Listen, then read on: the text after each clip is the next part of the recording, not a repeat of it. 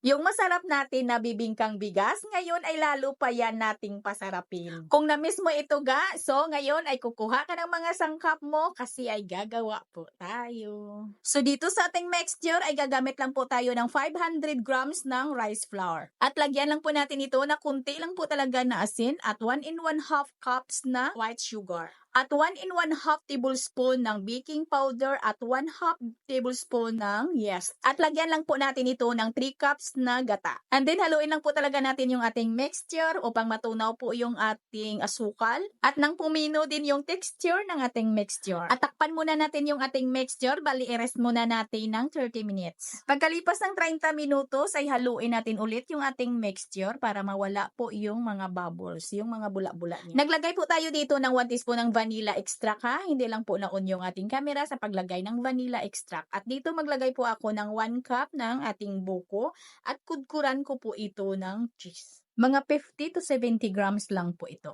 At isalin na po natin ito agad sa nakahanda po natin na hulmahan. Gumamit lang po ako dito mga ga ng 5 ounce na sizes ng ating ensaymada molder. At dito sa ating dahon ay sigurado naman ako na marunong na po kayo nito.